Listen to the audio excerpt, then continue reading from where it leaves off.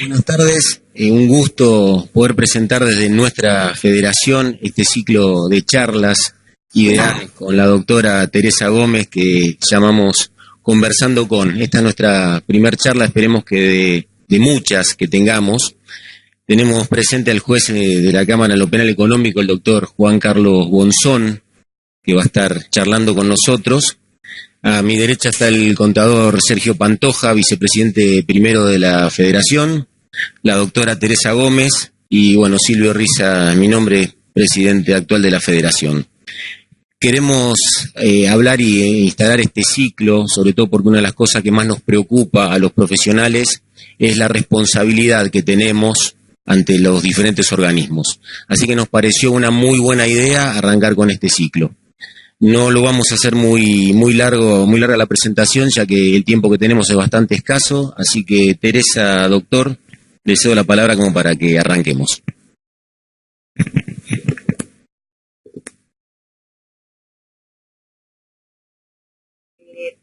realidad, estaba mirando la carta de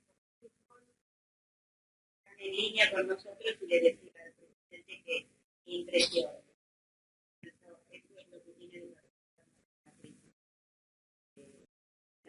Que tenemos pese a la distancia. Mi primer agradecimiento es para el doctor Juan Carlos Bonzón. Mi primer agradecimiento es para el doctor Juan Carlos Bonzón. Me consta la cantidad de trabajo que hay en este momento en el Fuero en lo Penal Económico. El hecho que esté acá en la casa de todos los consejos ha traído material que quedará en la FAPSE para remitirlo a quien así lo necesite. Mi segundo agradecimiento es como matriculada. Yo le agradezco profundamente a la Federación y a su mesa directiva el permitirnos tener una capacitación multidisciplinaria, franca y sencilla. Los temas son muchos que nos atacan en obligaciones y en responsabilidades. Y como matriculada, quiero agradecerle a la mesa directiva de la FAPSE. Hay algo que nos tiene que quedar muy claro. FAPSE no toma hoy la responsabilidad penal tributaria del contador. De ninguna manera. FAPSE siempre lo tuvo como un tema prioritario. Yo refloto algo que tengo en mi mano.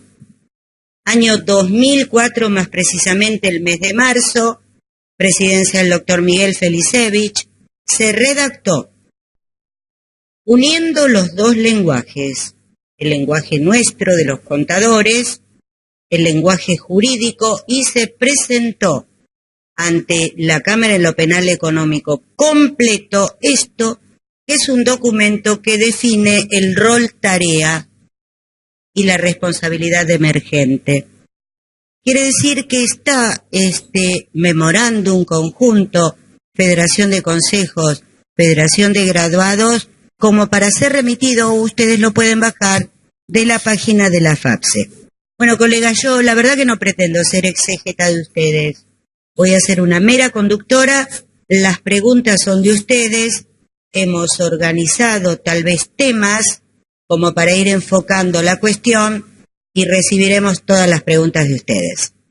Doctor Bonzón, muchas gracias por estar, muchas gracias por acompañarnos. Y lo primero que yo...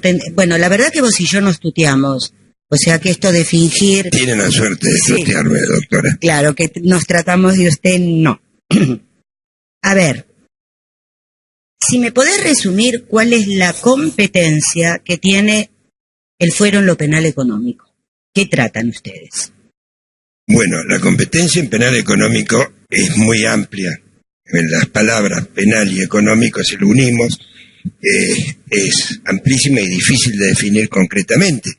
Pero en general, económico, las subramas de lo que podemos llamar derecho económico, por decirlo en algunas palabras, son en la materia tributaria, la materia aduanera y la materia cambiaria, que son las más pesadas, ¿no es cierto? Pero después tenemos un sinnúmero de competencia, por ejemplo, la tan desgraciada cheques sin fondos, que es un disparate, pero hace años que tenemos un montón de expedientes de cheques sin fondos.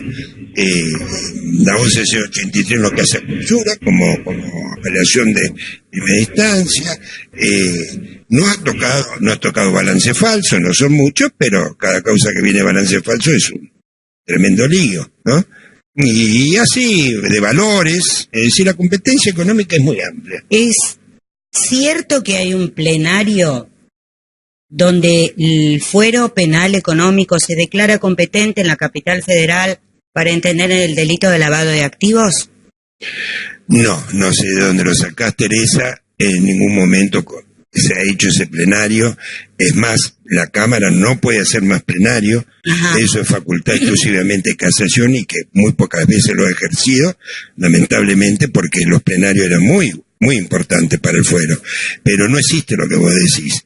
Y sigue siendo la controversia si el lavado de dinero como delito autónomo es de competencia federal o es de competencia penal económico. El problema se presenta cuando vienen todos las causas netamente penal económico, como tributaria, aduanero, cambiaria, con el anexo de lavado de dinero y con otro anexo más que está de moda, lamentablemente, con asociación ilícita. Entonces es muy difícil distinguir quién es el competente, si federal, si penal económico, y creo que los jueces de primera instancia se han especializado en sacarse la causa encima, ¿no? Entonces, todos los días vemos problemas de competencia entre jueces federales, jueces penal económicos, y dentro del penal económico entre los 10 jueces que quedan, porque son 11 con una vacante. Si tuviéramos que hablar de un promedio, entre el llamamiento indagatoria que hace o bien el fiscal o bien un juez en lo penal económico, hasta que la causa llega al tope, al tribunal oral, penal económico, ¿de cuántos años hablamos? Sí, depende mucho el tiempo razonable, famoso, ¿no? Y la defensa del contribuyente o del ciudadano de tener una justicia en tiempo razonable. En penal económico hay que tomarlo con pinzas, porque cuando viene una causa que de entrada la denuncia de la FIP son 30 cuerpos y enseguida se hacen 60 cuerpos, es muy difícil comparar con una causa común de criminal, o con un dolo, con un homicidio, son completamente distintas. Pero en general, la instrucción, si es una causa muy compleja, no baja de 4 años.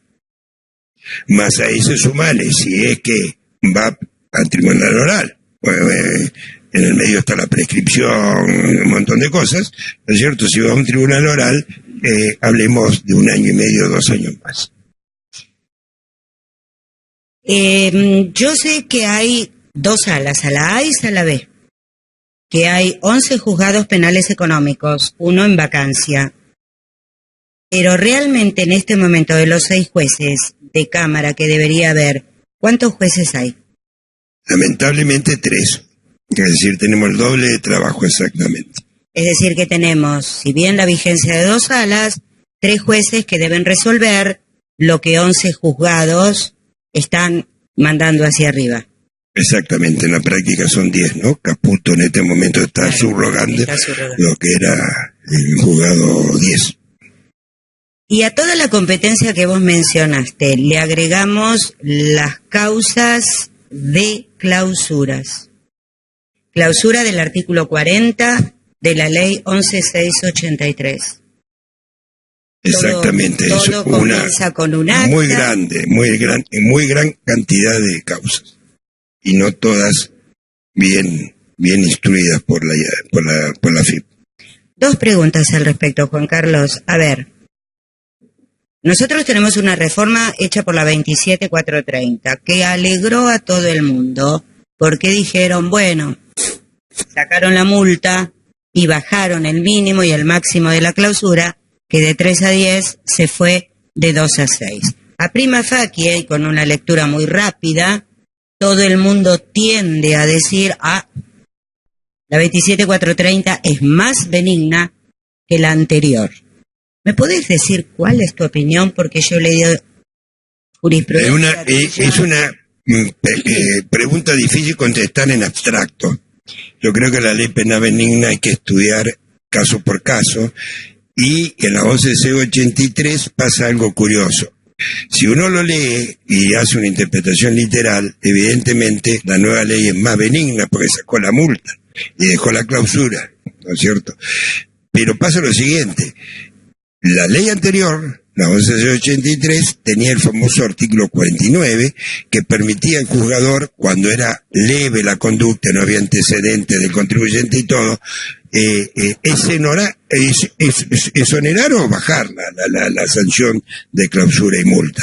Cosa que no lo tiene la nueva ley. Han derogado ese 49, esa posibilidad, yo digo, de hacer justicia y equidad. Entonces se da que muchas veces, yo diría prácticamente el 99% de las causas que llegan a la Cámara, la FIP sostiene disparate, pues son disparates, que una comanda de 109 pesos, un bolichito del Tano que no dio 2 tickets por 300 pesos, considera que no se aplica la antigua ley porque es una sanción grave, o una infracción grave con una sanción grave. Cosa que es un disparate, ¿no es cierto? Porque realmente, si eso es grave, los elefantes blancos que nos están pasando de los grandes evasores serían, no sé, diría, gravísimas, ¿no es cierto? Entonces, todas esas cosas hay que analizarlo caso por caso. Cuando son pequeñas infracciones que dan lugar al juzgador de que pueda aplicar el 49 de la ley derogada, y yo personalmente me inclino, digo yo porque las causas de 11C83 son unipersonales, no actuamos 3 jueces, sino a quien le toca en cada caso, es decir, firmamos como juez únicos. Yo me inclino en que lo primero que tenemos que hacer para la ley penal más benigna es ver cuál es la infracción y cuál es la sanción. Y no me pueden decir que pequeños montos como hace la FIP, ¿no es cierto?, son graves. Entonces aplico la ley derogada porque aplico el artículo 49 derogado. Pero por eso digo, hay que analizar caso por caso. No es tan sencillo. Otra pregunta. El artículo 40 pone aspectos muy formales de la facturación. Las formalidades oscilan en la calidad de ticket, factura, oscilan en la calidad de controlador fiscal, que debería estar obligado a usar determinado contribuyente, oscilan en una serie de trámites, no es solamente que tengo que comprar el controlador, sino que tengo que darlo de alta en la FIP. La FIP es tan prolija cuando hace las actas de clausura, o hay causas que se caen por esa falta de rigorismo formal que el organismo administrador debería conservar. ¿Qué es lo que vos observás en el día a día? En el día a día observamos que la FIP no es prolija en sus formalidades, que dice la 11C83. Es más, ¿no es cierto?, esa desprolijidad lleva necesariamente que el contribuyente, que el primer informe del descargo ante la propia FIP no pueda hacer su legítima defensa. ¿Por qué? Porque no le dicen cuál es la infracción imputada, o porque una imputación vaga, o una reiteración, o dicen que tiene antecedentes infraccionales que no sabemos a qué antecedente infraccional. Para esos casos hay un remedio. El remedio, gracias a Dios tengo una amiga que publica una revista muy reconocida, porque se la compró a mi secretaria le pasa abajo sin enterarme yo las cosas. Vamos a descubrir todos los bueno, secretos. hay que descubrirlo públicamente, claro. Pero hacen bien porque creo que, no porque sea mi fallo, discúlpenme, no es por falta de humildad, pero creo que hay que hacer una aclaración especial. Con las 11C83 somos jueces de juicio, digamos. Porque en las causas comunes, la Cámara y los jueces de primera instancia somos jueces de instrucción, procesamos pero no condenamos ni resolvemos. Pero en la 11.83 sí condenamos o absolvemos. También que son sanciones. Pero hacer de naturaleza penal me permite aplicar el principio indubio pro reo. Si alguien me está diciendo que no pudo defenderse y hacer su descargo porque no sabe qué le imputaron o porque, qué sé yo, en este hacer tan detallista de la FIP, que vuelvo a repetir, bueno, mira los negocios y manda causas por 200, 500, 600 pesos cuando el elefante blanco de millones de dólares le pasa adelante y nadie dice nada, entonces estamos en el horno. Discúlpenme el término vulgar. Es decir, que ¿no vos le aconsejarías al contribuyente siempre defenderse cuando tiene argumentos. El contribuyente siempre se tiene que defender. Ajá. ¿No es cierto? Máximo, acuérdense que estamos hablando de clausura. Clausura no es sencillo. Quizás para una gran empresa, aunque a mí los que me han venido a ver y hacer lobby de oficio son normalmente las grandes empresas, que ponerle 1, 2 o 3 días de clausura a una gran empresa es una propaganda bastante jorobada, pero no le quita la vida. Pero a un comerciante que le cierran 3, 4 días un negocio y que todo el barrio se entera, no le quieren comprar más porque le ponen una franja que dice clausurado por evasor. ¿No es cierto? El interior es completamente distinto. Entonces hay que tener mucho cuidado, no por defender al contribuyente, ¿no es cierto? Yo no quiero decir, como decía mi querido viejo y ya jubilado Cruciani, que los inspectores de la DGI son agentes subversivos. No son agentes subversivos, son agentes raros, diría yo, no subversivos. Pero hay que tener cuidado. Y gracias a Dios tenemos instituciones. Lo que pasa es que tenemos tanto trabajo que ponernos a defender en una causa o estudiar una causa de un pequeño contribuyente lleva el mismo tiempo que sacar una causa muy compleja. Porque hay que escribir y sobre todo porque, bueno, no son doctrinas que se ha utilizado en el pasado, de aplicar el indubio pro reo, de tirarle la oreja por el agente encubierto que hacen cualquier cosa, que si querés te lo comento. Ahora también son fallos que vos digo que los conocés, pero que sería digno que le haga un pequeño comentario, por ejemplo.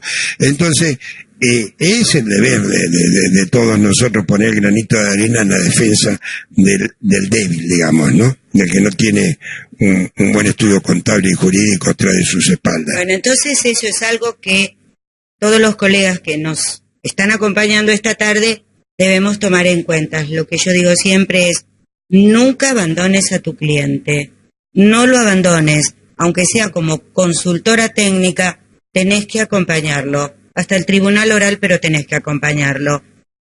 La clausura debe defenderse, tanto en instancia administrativa como en instancia judicial. La verdad que la clausura a las pymes le provoca daños que son irreparables, el daño a la imagen. Respecto del agente fiscal encubierto, ¿cuál es tu opinión? Encubierto corre por cuenta mía, por favor. Hemos tenido, creo, una causa concreta que ha salido en tu revista, que la hemos trabajado con Mariana. Mariana, mi secretaria, ya me la pude desprender, gracias a Dios, pero hasta hace muy poco tiempo ahora fue ascendida a un cargo mayor. Pero fíjense, agente encubierto, la 11.683 es medianamente clara que el juez administrativo tiene que fundamentar el por qué manda un agente encubierto. No es porque se le ocurre un formulario que pase y debe firmar. Yo no sé, los jueces administrativos que tenemos acá deben firmar 100, 200 visitas de agente encubierto, porque cada vez tenemos más causas de agente encubierto. La ley es clara, usted tiene, señor juez administrativo, que fundar, ¿no es cierto?, en los antecedentes de la persona y, digamos, en una inteligencia previa, y ponerlo en los fundamentos para que el contribuyente se pueda defender desde el vamos, desde el descargo administrativo. Bueno, en este fallo que vos has publicado y que no es de hace mucho tiempo, yo directamente anulé el fallo del juez administrativo por falta de fundamento, porque era un formulario que yo creo que hasta sucio estaba en el expediente, y la firma del juez administrativo, me digo que le ordenó a los dos agentes encubiertos a ir, pero no sabemos por qué los ordenó. Entonces, eso mereció la nulidad. y creo que vamos a seguir en la misma tendencia. Cada vez que no cumple la DGI lo que tiene que hacer, le voy a anular la sentencia. Eso nos da una gran tranquilidad como ciudadanos. Nos cambiamos de delito, nos vamos al régimen penal tributario, a la famosa evasión. Vos sabés que hay una discusión doctrinaria acerca de la calidad de dolo que necesita la penal tributaria. Hay un renombrado juez de primera instancia que entiende que el delito de evasión podría configurarse con el dolo indirecto. De la lectura de la ley, sin prejuzgar, ¿qué calidad de dolo pide el delito de evasión? Bueno, en principio las leyes no dicen, que yo conozca en mi extensa trayectoria, si el dolo abarca el dolo directo o indirecto o eventual. Eso es una interpretación que se debe hacer. Yo creo que es difícil expedirse. El dolo eventual está muy cerca de la culpa consciente, ¿no es cierto? Exacto. Yo me inclinaría por decir que abarca el dolo directo solamente. Pero lo que pasa es que están tan juntitos a veces. Las causas se presentan como dolo eventual, y vamos a ver cuando hablemos de responsabilidad de la profesión y eso.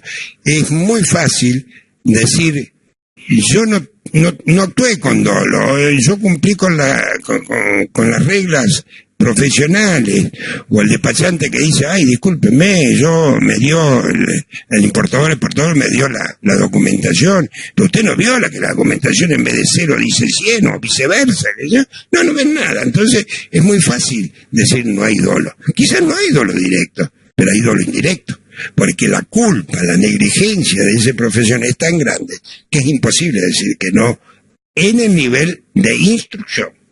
Es decir, el nivel que se lo manejamos los jueces de primera instancia y la Cámara Penal Económico, necesitamos solamente sospecha para procesar. Después tendrá que ir al juicio oral y defenderse, indubio pro reo, llorar un poquito. Para eso hay unos cuantos abogados prestigiosos que saben hacer llorar hasta las piedras, y entonces ahí por ahí lo sacan por indubio pro reo. Pero en mi Cámara y mis jueces no podemos aplicar el indubio pro reo. Cuando tenemos sospecha se procesa, y si la sospecha sigue, se manda a juicio oral para que se debata ampliamente a ver si tiene responsabilidad o no. En general, yo diría, si bien comprendo a los profesionales de ciencia económica, porque yo fui 35 años asesor de empresas, sé que es muy difícil decirle a un cliente, mire, no haga esto, ¿no es cierto? Y bueno, pierde el cliente, lamentablemente. Si uno le dice todas las cosas que no tiene que hacer, el cliente dice, pues usted es un tarado, me voy con alguien que sepa, ¿no es cierto? Pero tienen que evaluar el riesgo. Es decir, en la vida todo es equilibrio. No es ganar plata de honorario, hay riesgos. Y los riesgos hay que tener cuidado, porque ustedes que son contadores deben haber enterado que hace unos años, 2, 3 años, un asesor de primer nivel a nivel nacional e internacional, sin decir nombres, pero asesoró una planificación fiscal perfecta, porque nunca pensó que había otro genio, que no era yo, por supuesto, pero que iba a analizar esa planificación, iba a llegar a que había una evasión, o por lo menos para procesar. Ahora, este gran tributarista conoció un abogado, prestigioso abogado, que se llenaba la boca diciendo, ya es solucionado, listo. Le decía al cliente, mira, con este abogado no solamente te van a absolver, sino que te van a dar un premio, te van a aplaudir cuando te digan que sos inocente. Pero el prestigioso abogado no tuvo la mejor idea que decir, señores, mi cliente no tiene culpa, no tiene dolo, porque lo asesoró fue ese que es el número 1, ¿no es cierto? Te puedes imaginar que al día siguiente el número 1 fue procesado. Entonces hay que tener cuidado, porque estas profesiones de riesgo, y cada vez más, ¿no es cierto?, tenemos que tener en cuenta que cuando las papas arden, o cuando se está hundiendo el barco, el que busca un salvavidas, es muy fácil decir, yo obré porque el contador me dijo, porque el abogado me aconsejó, ¿no es cierto? Pero que lo dicen, y que pueden tener un problema, lo tienen, de hecho lo tienen, porque por lo menos si el propio cliente dice, a mí me indujo, o me planificó, o me asesoró, bueno, venga, por lo menos declarar a ver qué es verdad lo que dice el contribuyente o el importador, Eso es cosa de todos los días. Primer defensa, yo no tengo la culpa, son mis asesores. Ese es el riesgo que hay que tener cuidado y que evaluar.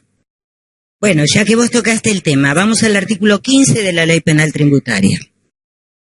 El artículo 15, por lo menos es la niña bonita, ¿no? Antes era el 13. Hemos mejorado. El artículo 15 tiene 3 párrafos. Realmente el primer párrafo, por la redacción de los verbos típicos que utiliza, estaría destinada a contadores y escribanos, ¿sí? Son tareas propias de sus profesiones.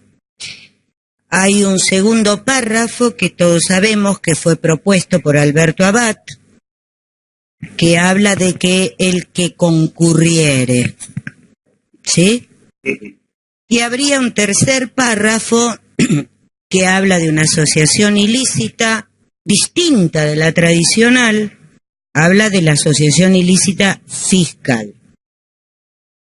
Si nos ubicamos en el primer párrafo, este libro, que fue muy utilizado por un ex integrante de la Sala B, el doctor Marcos Graviker, él decía lo siguiente: yo cuando viene un contador, leo, busco en el libro y dice, es un auditor. Entonces yo veo que haya hecho todo lo que este libro que redactaron ustedes dicen que tiene que hacer un auditor.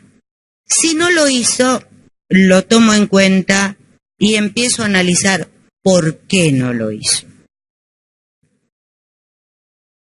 El segundo párrafo que dice concurriere. La verdad que yo me pongo a leer un poquito el Código Penal, el 45 y el 46, que habla de autoría y participación criminal, y la palabra concurrir, ¿qué es concurrir? Porque concurrir me da la idea de estar.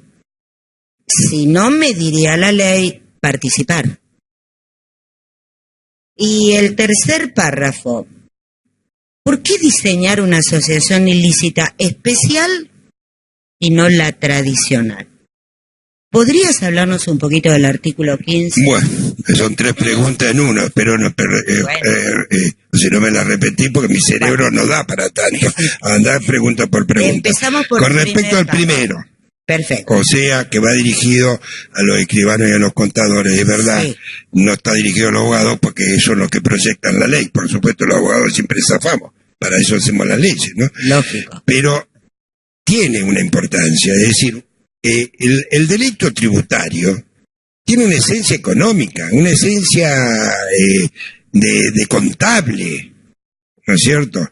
Entonces está dirigido al contador que en cierta manera planifica y arma, ¿no es cierto?, lo que después se va a imputar por evasión.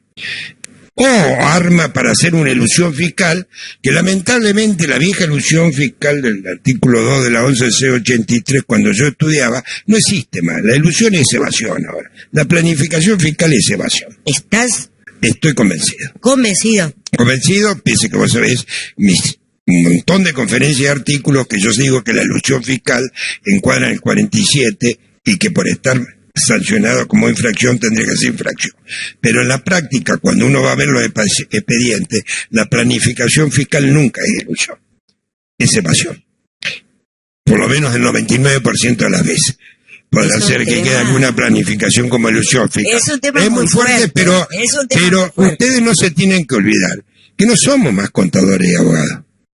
Somos especialistas. El especialista planifica. ¿Planificar qué quiere decir? Quiere decir pagar menos impuestos o no pagar. Nadie planifica para pagar más impuestos. Recurriendo al viejo Yarach, ¿no?, que decía nadie está obligado a pagar más de lo que le corresponde, pero tampoco nadie puede decir que pueden planificar y hacer las 1001 para no pagar lo que se debe. Entonces, el que planifica es para pagar menos o no pagar directamente. ¿Cuál es el problema? Es una definición, Cuando yo hago toda la interpretación del artículo 2, De las 11 yo entrevisté todos mis artículos y conferencias sobre la realidad económica, etcétera, etcétera. No existía lo que existe ahora. Ahora existe realmente algo que no puedo dejar de desconocer, ¿no es cierto? Se monta la planificación fiscal, no se monta con la evasión, se monta mucho antes contablemente. Porque si no lo montarían contablemente no podría haber la posibilidad. Queridos autores y muy prestigiosos autores dicen que no es así, que esos no son actos preparatorios porque podrían hacer una cosa contable y después hacer una cosa tributaria. Es un disparate, por más respeto que le tenga, es un disparate, porque si alguien arma su contabilidad para evadir, ¿qué va a decir? Después va a cumplir. Y los socios le van a decir, son locos, te metiste la soga al cuello. Porque ahora vamos a ver qué pasa con las rectificaciones, que también es una de las grandes diferencias con mi querida amiga Teresa y mi amiga querida Marta. Vamos a verlo, vamos a analizarlo, porque concretamente se analizan cada vez que tenemos causas como de este tipo. ¿Qué hago? Doctor, necesito no pagar, y si pago, sí. Tengo que pagar lo mínimo para llegar. Bueno, planifiquemos. Vamos a ver, hagamos esto, débito, crédito, IVA, que no vengan, qué sé yo, el lío que tenemos, el farrago de normas que tenemos, se puede planificar y tenemos muy buenos planificadores. Pero empieza con la contabilidad. Es decir, que para vos la contabilidad es una piedra fundamental. Fundamental. Y vos sabés que en muchas conferencias le he dicho a este chico que le llama delito tributario contable, y estoy totalmente de acuerdo. ¿Cómo es que se llama el chiquitito que lo quiero tanto? Bueno, un pibe joven que sacó un artículo, Robertino Lopetegui, que me dijo, doctor, me hizo famoso. Sí, pero famoso pues te lo mereces, porque hizo un artículo excepcional, contando cómo la contable es la base del delito tributario. Porque si a mí me dicen, yo hago todo esto contable y después no lo hago, digamos, el balance contable no coincide con lo que declaro, y no sé, qué sé yo, solamente un tarado se me ocurrió así, a planificar y pagar, que armar todo una misa en escena para después pagar lo que debe. Me parece medio tarado, pero nadie es tarado en Argentina. Argentina, ojo, todos somos tarados, pero no somos ninguno tarado. Es decir, que... Ni en tributario ni en aduanero. Famoso querido amigo mío también que dice que en comercio exterior existe la simple mentira. Cuando me den un ejemplo de simple mentira que no afecta el control aduanero, que me lo hagan saber porque lo voy a publicar. Voy a decir, tenía razón la doctrina que dice que la simple mentira no es punible. La simple mentira es mentira. Y en comercio exterior nadie miente simplemente. Mienten bastante gravemente. ¿No es cierto? Entonces nos tenemos que dejar de estupideces. Que ahora que si la subfacturación, la sobrefacturación es más justificada, menos justificada, que bueno, perfecto, analicemos todo, pero no me vengan a decir que la simple mentira existe. Simple mentira es si vos me decís que joven y lindo que soy, entonces digo, eso es mentiroso. Es simple mentira. Pero no decir que una importación que vale 1.000, yo la importo a 100 para pagar menos impuestos, viceversa, con los problemas de precio de transferencia. Bueno, mejor no hablar. ¿Quiere decir entonces mejor no hablar porque otro problema que tenemos en Argentina, los precios de transferencia están a la orden del día, disparate total. Pero seamos concretos. Si vas a planificar y vas a planificar bien, sostenelo y decilo, ¿no es cierto? Y engañar al fisco. Pero no hagas una declaración, ¿no es cierto?, jurada, que es donde se consuma la evasión, porque el fraude está ahí, el dolo está en la declaración inexacta dolosa, ¿no es cierto? Ahí se consuma el delito. Pero es claro, pagás 2 meses después o 3 meses después, pero ¿para qué hiciste la declaración antes? Sí, yo se lo digo claramente. Lo hacen porque nos lo llaman por teléfono, mirá, tenés cuidado, rectificá porque te están por inspeccionar. ¿Para vos la rectificativa no es un arrepentimiento postdelictual? Mira, la rectificativa te voy a decir claramente, Teresa, y vos sabés mi pensamiento porque lo he sostenido desde hace muchos años. Sí. Lo que quiere la ley es que yo haga una declaración veraz y en base a esa declaración veraz pague. Pero si yo hago una declaración veraz y no pago, no es delito. A lo máximo me ejecutarán lo que yo declaré que debo y no ingresé. El pago es pago. No es fraudulento o no fraudulento, es blanco o negro. ¿Cierto? Ahora, la declaración Mendaz, claramente, no sé, dicen, es un error, permitido error. Sí, si la ley 1183 me permite modificar y rectificar todos los errores de cálculo, eso lo puede hacer al principio, al final o después del pago y de la declaración, no hay problema. En vez de 0 puse 10, o sea, en vez de 0, después rectifico y pongo 1.000.000, bueno, ya me hace dudar que sea un error. Eso es un horror, no un error. Esto se presta mucha corrupción. Entonces, vos sabés que en una conferencia muy importante me decían, ¿no es cierto? Pero ¿cómo se existe el artículo 16 que uno puede denunciar antes que se entere la FIP? Sí, existe, le decía, pero tiene que ser Fontaña. No me joroben. Joroben. Casi se me escapa joden, pero bueno, mejor que no. No me joroben. Es decir, vamos a hacer seriamente las cosas. Si la ley quiere que una cosa tan sencilla como que hagas una declaración jurada veraz y pagues en consecuencia, no me digas que vos hagas una declaración jurada en diciembre para pagar en marzo. Pero tenés problemas económicos. Problemas económicos no quiere decir que vos tenés que declarar en diciembre. Yo ahí observo bajo el agua que hay otra intención. Claro, yo presento 0 en la declaración original, si no me investigan y pasa. Y si te están por investigar o usted sospecha, hacé la rectificatoria y decir que es espontánea. Entonces yo voy. Sí, pero de espontánea no tiene nada. Algún alcahuete que cobra mucho para decirle tener cuidado y rectificar. Es muy complicado. Pero la realidad, Teresa, es muy sencilla. Lo que quiere la ley no me cabe ninguna duda. Declarar verazmente y pagar en consecuencia. Si hay algún error administrativo, no tiene ningún problema. Ningún juez administrativo, ningún juez de la nación lo va a condenar por equivocarse en una cifra. Pero es el error, ¿no es cierto? No lo otro, que es horror lo que hace. Un ex compañero tuyo, Marcos Graviker, discutíamos mucho este tema de la rectificativa, si borraba o no borraba el delito. Y él siempre me daba un ejemplo. Me decía, vos mataste a Lázaro. A los 3 días te arrepentiste y lo resucitaste. ¿Hay delito o no hay delito? No, le decía yo, si Lázaro está vivo. Y él me contestaba, sí, pero estuvo 3 días muerto porque vos lo mataste. Entonces, él asimilaba la rectificativa a la teoría de Lázaro. Es decir, veo que el problema de las rectificativas es muy evaluado en la Cámara Penal. ¿Qué tenemos que no hacer o qué consejo nos darías a los contadores de cómo cuidarnos cuando no formamos parte del delito? Cuando los elefantes blancos nos pasan a nosotros. Bueno, yo lo primero que haría es llamarlo a Marcos Graviker, para que lo llame a Jesucristo y lo resucite, porque una vez que hacen las declaraciones juradas, están en el horno. Directamente, vuelvo a repetir, no me cabe ninguna duda,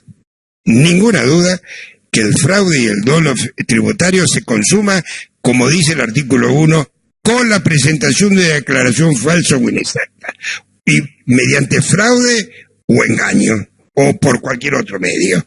Entonces no hablemos ni cuándo pagó, cuándo no pagó, si rectifica o no.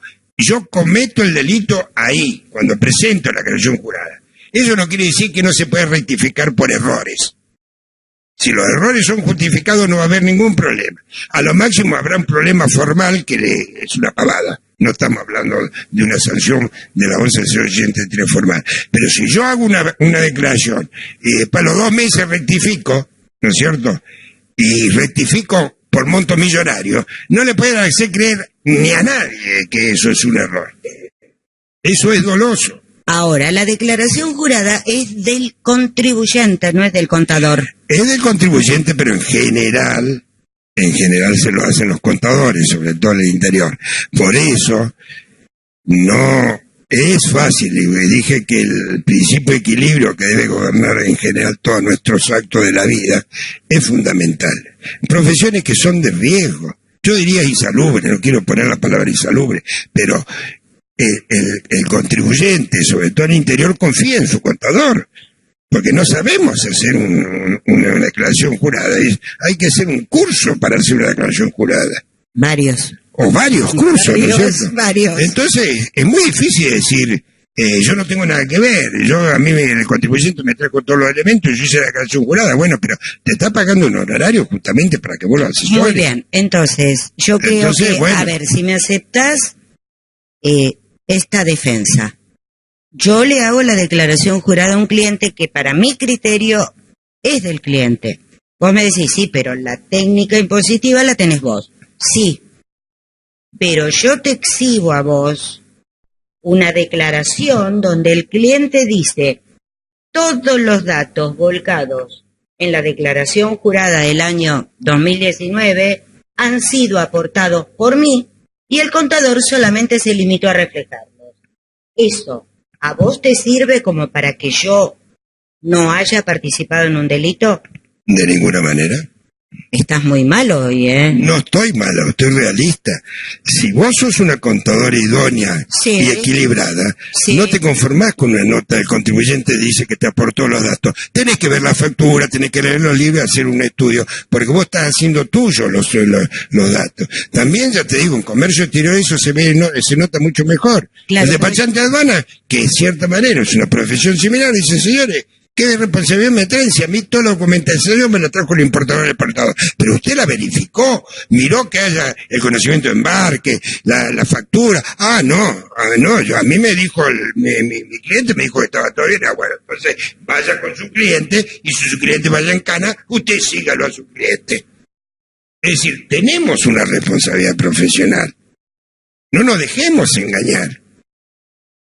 Es decir, el contribuyente cuando le da los elementos, que le dé los verdaderos elementos. Si después ustedes como profesional le dicen, mire, estos elementos usted va a pagar 100, pero vamos a ver si podemos modificarlos. Bueno, pero háganlo conscientemente ustedes y convénzalo a su cliente. Pero no que los dos se quieren lavar la mano. El cliente porque el contador le dijo que con esa nota era suficiente. Y el contador porque dice que el cliente tiene la culpa. Ergo, los dos tienen la culpa, pues ninguno fue diligente. Y si fueron diligentes, no lo están manifestando. Son unos irresponsables. Es una profesión que hay que ser responsable. Y hay que ser equilibrado. Lo vuelvo a repetir, yo fui 40 años asesor de empresa. No era el problema que tenemos ahora que se incentivó. Pero ya en su momento las empresas me venían a preguntar a mí, no para pagar o pagar más. ¿Cómo pagar menos? A ver, no hay ningún bill de indemnidad respecto de nuestra profesión, por lo que veo. Tampoco nosotros lo pedimos. Pero quiero decirte que a veces nos resulta fácticamente imposible controlar toda la documentación de un cliente. Podremos controlarlo extrínsecamente, pero no intrínsecamente. Bueno, ya con un control exhaustivo extrínsecamente ya saben que se pueden amparar en eso. Pero esto es como comprar títulos valores. Cuando te dan mucha rentabilidad, sabes que corres mucho riesgo. Cuando corres poco riesgo, te dan menos rentabilidad. Si ustedes, el cliente, lo satisfacen, ustedes háganse de cuenta que son la FIP. El contador es la FIP, ¿no es cierto? La FIP dice, esto es así. Trácate, bueno, perfecto.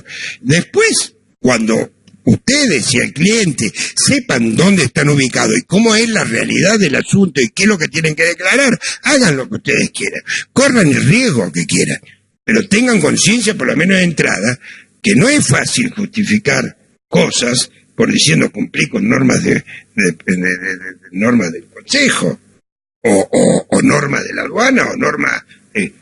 no es fácil evacuar una responsabilidad tan levemente, digamos, ¿no? Sean responsables. Cuando ustedes le digan, un juez le diga, pero usted es responsable por dolo eventual, y como dice Graviker, llámenlo a Jesucristo para que lo sé. Me parece que el ejemplo que eligió es bastante defectuoso, pero no es por criticarlo a Marco, pero yo no lo llamaría a Jesucristo, lo llamaría a Mahoma, que es más barato que Jesucristo. Pero yo les digo, sean responsables. Cuando ustedes le demuestren a un juez que realmente quiere hacer las cosas bien, demuéstrenme que hicieron lo posible, lo humanamente posible, para asesorarlo bien y que ustedes, si el cliente se desvió de su asesoramiento, y bueno, ustedes cumplieron con su profesión. Ahora, si ustedes ayudan al delito, y pueden caer, y pueden no caer, depende. Claro, yo veo acá que mi duda es hasta dónde llegamos nosotros, porque parece como que tenemos hasta una tarea de investigación en cierto punto. O sea, yo sé que es una profesión de riesgo porque hace rato que lo tengo asumido, pero tengo la sensación como que estamos en una especie de libertad condicional con todo esto que está pasando, porque veo que hay demasiada carga sobre nosotros, sobre temas que, como dijo Teresa, es muy difícil. Prácticamente es casi imposible llegar a la conclusión de que las operaciones son veraces, de que no está en una base apócrifa, que bueno, sería un tema también para charlar un rato, pero es prácticamente imposible llevar la situación al límite donde cada uno debería investigar todo esto. ¿Cómo hacemos? O sea, ¿cómo hacemos cuál es la forma de defenderse llegado el momento? ¿Cómo convenzo yo al que tengo enfrente de lo que realmente estoy haciendo? Lo estoy haciendo a mi leal saber y entender, y que realmente lo que quiero hacer, soy un vehículo para ayudar al fisco a cobrar lo que tiene que cobrar y al contribuyente que pague lo que tiene que pagar. O sea, creo que tenemos todos que escuchar y tener muy en cuenta cuál es su opinión, porque no deja de ser la opinión del que podemos llegar a tener algún día, ojalá que nunca, del lado de enfrente. Entonces a mí me interesa saber mucho qué opina el que está enfrente. Yo sigo opinando lo siguiente, sigo pensando que cada vez se complica más la profesión. Es decir, ahora no nos olvidemos que ustedes también con el lavado de dinero son agentes de información, pero lo mejor que les puedo aconsejar a un profesional, a un contador, a un abogado, a un escribano, a un despachante, es ese famosito, conozca a su cliente. Preocúpense en conocer el cliente. Primero de todo, si es una empresa seria, si es un cliente serio, o si es un chantapufi que... Un compliance tributario. Exactamente. Que va a estar acá. No es un compliance tributario porque ese es otro disparate que inventaron con la ley de responsabilidad de la empresa. Bueno, pero sería, si vos querés poner un compliance, pero tampoco se le pide, ningún juez es tan severo como para pedirle que hagan una investigación intrínseca, pero hagan por lo menos extrínseca, vean la factura, vean los libros, como para decirle, mire, a mí fue engañado en mi buena fe, cumplí documentando y haciendo técnicamente a alguien que me pidió, me pagó un honorario por volcar lo que él me manifestó en una declaración jurada. Es decir, eso tenerlo más. Más bien, por supuesto. O si no, acrecienta el riesgo. Y tengan en cuidado, sinceramente les digo, no crean que todos los clientes son fieles. Es más fácil sacar la responsabilidad y echarle la culpa al contador o al abogado. No, eso nos queda claro, doctor. Pero usted hace rato dijo de que nosotros volcamos a las declaraciones juradas la información que nos proporciona el cliente. Y esa muchas veces es la tarea. Nosotros volcamos lo que el cliente nos trae desde sus sistemas de gestión. El cliente genera sus operatorias comerciales, genera sus ventas, genera sus compras, informa por medio de esos sistemas y dice, señor contador, estas fueron mis ventas del periodo, estas fueron mis compras. Lógicamente uno lo que hace es hace los controles debidos a esa información y genera, por ejemplo, una declaración jurada de IVA mensual. Ahí nosotros como profesionales ya hicimos un control. Pero, ¿cómo podemos llegar a saber que el cliente vendió adicionalmente 10 millones de pesos que no fueron nunca a parar a su cuenta, que nunca encontramos la documentación que respalde la compra de esas operaciones? ¿Cómo podemos llegar a presumir eso, digamos? Está bien, usted dice, ustedes tienen que llevar adelante este concepto que trae la ley de lavado de activos, conozca a su cliente. Pero muchas veces es muy difícil, con determinados volúmenes de operaciones muy grandes, nosotros llegar a conocer eso. Y ahí nos encontramos en este grado de indefección que creemos que tenemos los contadores, ¿no? Y más aún, como usted bien lo dijo al principio de la conversación, los especialistas de la materia tributaria, puesto que se nos agrava la situación, justamente por el hecho de ser especialista. La verdad que nos queda una gran preocupación con esto que usted nos transmite. Me parece que no solamente nos tiene que quedar a nosotros que estamos acá, sino a toda nuestra matrícula, pero ahí yo le dejo la inquietud respecto de si procesamos, si hicimos sobre la base de hasta dónde podemos tener un argumento que permita ejercer nuestra defensa. Mire, yo no creo que más que preocuparse por mis palabras se tienen que preocupar por los fallos y por los hechos, ¿no es cierto? Y lamentablemente sigo sosteniendo, si un contador o un profesional no demuestra la buena fe y no solamente una lista del cliente que dice yo compré, yo vendí, fue a ver el libro IVA compra, el libro IVA ventas, las inversiones, si está todo registrado y lo muestra un juez, no creo que ningún juez vaya a decir que el profesional tiene que investigar lo investigable. Nadie pide una prueba de lo imposible. Lo que sí se pide que sean responsables. Es decir, que lo que le dice el cliente esté basado en documentación. No en lo que él dice, sino lo que ustedes ven que es distinto. Entonces, no van a tener indefensión. Al contrario, van a tener protección. ¿No es cierto? Porque el cliente, el evasor es el contribuyente, en definitiva, el responsable. El contador es un medio, normalmente, que permite una evasión si es que participa del conocimiento del dolo del fraude. Pero para demostrarle al juzgador de que ustedes no son ni evasores, ni instigadores al fraude, simplemente demuestra que fueron diligentes. No es tan difícil. No creo que haya una indefensión. Ahora, es verdad, a veces mucho se complica, ¿no es cierto? Con grandes contribuyentes mucho peor que el contador de pueblo que le dice, acá está la tarjetita negra, acá entró y acá salió. Pues no tienen, ustedes lo saben mejor que yo, no, los libros IVA no existen, en el interior no existe la libretita del almacenero. No sé si sigue siendo así, por lo menos cuando yo era joven era así.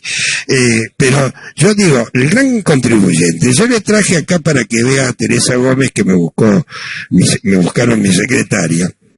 Un grupo muy grande, y bueno, hay 5 contadores metidos. Uno dice que no tiene nada que ver porque es auditor externo. El otro dice no, que era apoderado, libraba cheque, pero no, que si pesa ese contador no sabe nada de lo tributario, porque él es lo único que hacía cosas financieras. El otro dice que no, que era amigo de qué sé yo qué. La cuestión es que los cinco contadores están procesados como coautores. No fueron muy convincentes en sus cosas, ¿eh? Y el cliente tampoco fue muy proclive a defender, al contrario, dijo, no, mire, yo cumplí con todas las normas, el señor es mi contador, que es prestigioso, mi señora es abogada, reconocida, y yo soy un profesional, imagínense la empresa que tengo, 5 empresas. Sí, 5 empresas que son un grupo económico que se encargó de disfrazar, facturas truchas, débitos inexistentes, créditos inexistentes. Entonces, en el momento procesal que se analiza todo, hay muchas sospechas. Pero nunca he visto una sospecha sobre alguien que es preclaro y dice, señor juez, mire, discúlpeme, por más lo que diga mi cliente, yo hice esto, mire, revisé los libros de IVA, el de IVA compra, IVA venta, ganancia, todo. A nadie se le ocurre pensar que ocultaba cosas, y además, por más que ocultara cosas, ustedes no pueden saber lo que piensa una persona. Es decir, la defensa estaría basada en poder acreditar al momento de una presunta sospecha el quehacer diario y la diligencia debida. Eso es lo que el contador debe tener. Esa es la palabra, diligencia debida. Nadie le va a pedir tampoco una diligencia extrema, una diligencia de un buen hombre de negocio, como dice nuestro código de comercio. ¿Qué quiere decir? Y una diligencia modesta, digamos, de un pater family, ¿no? Para no terminar con el contador y terminar con la FIP, y muy brevemente porque estamos sobre la hora. El artículo 18 de la Ley Penal Tributaria dice que la FIP deberá determinar de oficio previamente a efectivizar la denuncia. ¿La FIP determina de oficio? o denuncia. Sí, determina de oficio en un 50% de las causas. Ah, bueno, tenemos una buena proporción. Pero una aclaración, por lo menos lo que consideramos un grupo de doctrina, que eso no es una cuestión prejudicial. No, lo de la cuestión prejudicial ni lo mencioné porque sé que es una posición muy personal mía. Y el artículo 180 del Código Penal dice Correcto. que la acción penal la tiene el fiscal. El fiscal. Tal vez no soy yo la que opino que es una cuestión prejudicial y no lo dije, pero sí la ley dice que deberá determinar de oficio. Es una orden a la FIP. Es una orden. Y si alguien cree que la FIP no está cumpliendo, que le hagan una denuncia por incumplimiento de deberes de funcionarios públicos. Pero eso no nos obliga a los jueces. Lo que jueces tenemos que saber si está volcado en el expediente que nos toca resolver, si hay sospecha suficiente para procesar. Con informe de la FIP, además, le digo, cada informe de la FIP, primero que no lo entiende, no sé quién lo hace. Ni abogados ni contadores, para quedar bien con ustedes también. La debe hacer el cadete que está ahí, le dice firmar el informe del 18. Son desastrosos. No todos, pero gran cantidad. Entonces, a mí como juzgador, lo que me interesa es que del expediente que me traen en revisación, surge una sospecha de que hay un delito. Ahora, si es por el informe previo del 18, como la ley le exige la FIP y normalmente no lo cumple, o lo cumple de mala manera, no me obliga a mí decir yo no puedo juzgar porque no cumplió la ley, porque no está dirigida al juez, está dirigida a la FIP. Por eso le dice la FIP deberá, no dice los jueces deberán. Entonces, es un buen punto. Es decir que toda esta discusión que hace años que escucho, si es prejudicial o prejudicial, ¿saben para qué sirven? ¿Para qué? Para cuando querés dormir, escuchar las conversaciones, las conferencias de hace 20 años que damos. No es prejudicial, que sí es prejudicial, no sé. No obliga al juez. Obliga a la FIP.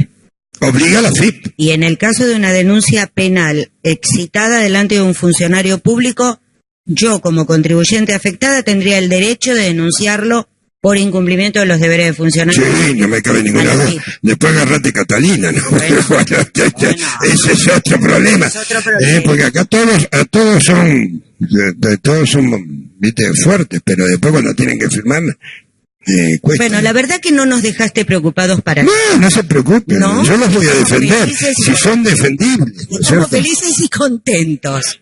No sé Si ustedes dan lugar a que los jueces defiendan, o los jueces y fiscales, porque ojo que también están los fiscales que no dependen de nosotros. Pero yo creo que si dan mínimamente decir, señores, yo lo único que hice cumplir con una función profesional. No me digan que soy evasor o coautor o copartícipe, pero pruébenlo. No es difícil probar. Tengan un mínimo de diligencia de corroborar lo que le dice el cliente, que las cosas que le dan para hacer la declaración jurada son veraces. Y, vale, o de récord que no salga, pero se lo voy a decir igual. Cuando planifiquen bien. Porque veo cada planificación que deben creer que no sé, que los que analizan esa planificación son tontos, idiotas, porque hay planificaciones buenas, pero hay planificaciones tan burdas que no sé, ¿no es cierto? Entonces, si van a hacer algo que hay un riesgo o algo para eludir, digamos, porque hay lagunas legales que se puede pagar menos, háganlo, pero háganlo bien. No es fácil. Nada de lo bien hecho es fácil. ¿No es cierto? Eso no es simplemente. Y el famoso dicho, conocer a su cliente, cada vez más importante. Ustedes saben quién es el cliente. Si es una empresa seria, saben que se van a... Además, una empresa seria no se mete si paga 100 o 1000 o 1.000.000 de menos. Lo que no quiere es tener problemas. Ahora, por supuesto, si esa empresa seria dice, mire, vamos a hacer una declaración que se va a ganar $1.000.000, ninguna empresa seria va a decir que no, por supuesto, pero no le hagan correr un riesgo que quizás no quieren. Y no corran riesgo ustedes. En el interior no se va a dar tantas cosas, será más acá en la capital. Bueno, estas charlas tuvieron un origen hace mucho tiempo, sí, se materializaron por primera vez hoy, pero hace mucho tiempo que venimos charlando con Teresa. La preocupación que tenemos creo que es compartida. Yo sostengo que los profesionales en ciencias económicas nos preocupamos por muchas cosas, sobre todo de los clientes, pero no nos preocupamos por nosotros, que es por quien más preocupado debemos estar y más debemos cuidarnos. Entonces, quiero dejar esto como reflexión. Tengamos en cuenta la responsabilidad profesional que tenemos, tengamos en cuenta que nos tenemos que cuidar y que tenemos que conocer a nuestro cliente, y que la idea de estas charlas es saber y conocer qué opina y qué piensa el que tenemos enfrente. Es fundamental. Entonces, realmente, más que agradecidos, en el nombre de todos los matriculados que pudieron aprovechar esta charla, espero que sea la primera de muchas. Esperamos volver a tenerlo. Creo que duró 1 hora. Cuando dijiste ya estamos sobre la hora, yo pensé que iban 25 minutos, sinceramente, o no, iban un poco más. Así que el tiempo, doctor, realmente fue muy valioso lo que nos aportó, así que seguramente lo vamos a esperar. Muchísimas gracias, y agradecido soy yo, porque no todos los días uno tiene posibilidad de dirigirse a un auditorio tan prestigioso. Yo pensé que me iban a decir que no pasara más por la vereda, que pasa por la vereda de enfrente, pero estoy a su disposición. Prefiero ser a veces duro con mis términos y decir lo que es. Que venir a decir que no, bueno, no hay dolo eventual, no, mire que yo, no sería para lo que me pidió Teresa Gómez. La conozco a Teresa y tenemos diferencias con Teresa Gómez, pero he querido transmitir realmente, valoro la profesión. Hace muchos años que he sido, hasta el 2003 que fui nombrado juez, fui asesor, conozco lo difícil que es, pero acuérdense, esto es como la familia. El equilibrio es una familia. Cuando estamos solteros somos felices. ¿Por qué? Porque todas las cosas, las feas que hacemos son responsabilidades. Pero cuando nos casamos, ¿qué tenemos que ver? Tenemos que coincidir con otra persona que quizás no piense igual que nosotros. Entonces tenemos que ver. ¿Cuándo tenemos los hijos? Bueno, ¿quién dijo que los hijos lindos? Son todas obligaciones. Cuando chiquitos, grandes problemas; cuando adolescentes, peores; y cuando son grandes te tiran los nietos para que vos los cuides y ellos puedan descansar. Hay que tener un equilibrio. Tenemos que vivir, y vivir bien. La vida está para vivirla bien. Dios nos dio la vida para vivir bien. No nos asustemos, pero tampoco somos ingenuos, ¿no? Nadie dijo que la vida es fácil, ¿eh? Bueno, muchas gracias. Teresa, doctor, muchísimas gracias, y bueno, espero que nos veamos pronto. Gracias.